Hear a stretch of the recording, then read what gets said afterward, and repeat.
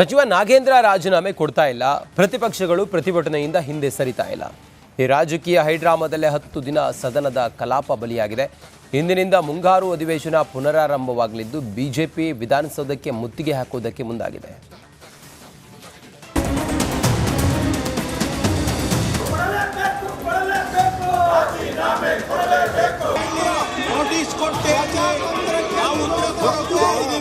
ಕರ್ನಾಟಕ ಮಹರ್ಷಿ ವಾಲ್ಮೀಕಿ ಅಭಿವೃದ್ಧಿ ನಿಗಮದ ಹಗರಣ ರಾಜ್ಯ ರಾಜಕಾರಣದಲ್ಲಿ ತೀವ್ರ ಸ್ವರೂಪವನ್ನು ಪಡೆದುಕೊಂಡಿದೆ. ಅಕ್ರಮದ ಆರೋಪ ಹೊತ್ತ ಬಿ ನಾಗೇಂದ್ರಗೆ ಮತ್ತೊಮ್ಮೆ ಸಚಿವ ಸ್ಥಾನ ನೀಡಿದ್ದಕ್ಕೆ ಪ್ರತಿಪಕ್ಷಗಳು ಕೆಂಡಾಮಂಡಲವಾಗಿವೆ. ನಾಗೇಂದ್ರ ರಾಜೀನಾಮೆಗೆ ಪಟ್ಟು ಹಿಡಿದು ಕುಳಿತಿವೆ. ಮುಂಗಾರು ಅಧಿವೇಶನ ಪ್ರಾರಂಭವಾದಾಗಿನಿಂದಲೂ ಪ್ರತಿಭಟನೆ ನಡೆಸ್ತಾ ಇವೆ. ಸದನದ ಬಾವಿಗಿಳಿಯದೆ ಧರಣಿ ಘೋಷಣೆಗಳ ಮೂಲಕವೇ ಸರ್ಕಾರಕ್ಕೆ ಚಾಟಿ ಬೀಸುತ್ತಿವೆ.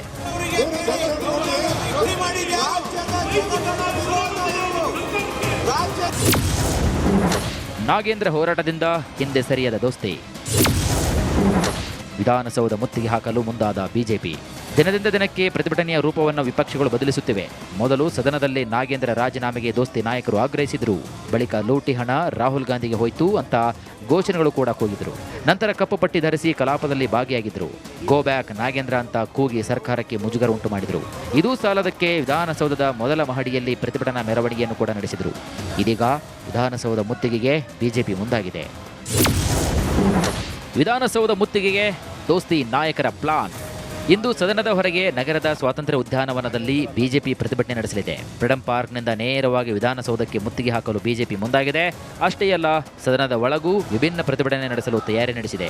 ನಾಗೇಂದ್ರ ರಾಜೀನಾಮೆ ಕೊಡುವವರೆಗೂ ಸದನ ನಡೆಯಲ್ಲ ಎಂಬ ಸಂದೇಶ ರವಾನಿಸಲಿದೆ.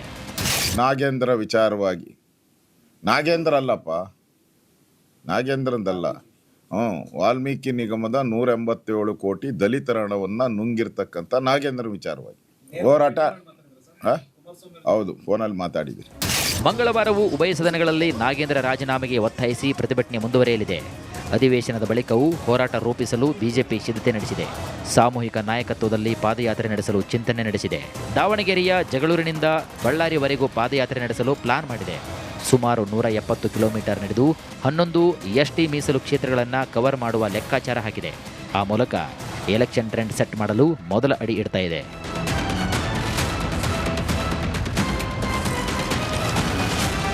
ಒಂದು ಕಡೆ ಬಿಜೆಪಿ ಜೆಡಿಎಸ್ ಸಚಿವ ನಾಗೇಂದ್ರ ರಾಜೀನಾಮೆಗೆ ಪ್ರತಿಭಟನೆ ನಡೆಸ್ತಾ ಇದ್ರೆ, ಮತ್ತೊಂದು ಕಡೆಗೆ ಸರ್ಕಾರ ಚರ್ಚೆಗೆ ಸಿದ್ಧವಿದೆ ಅಂತ ಹೇಳಿ ದಲಿತಾಸ್ತ್ರವನ್ನ ಪ್ರಯೋಗ ಮಾಡಿದೆ.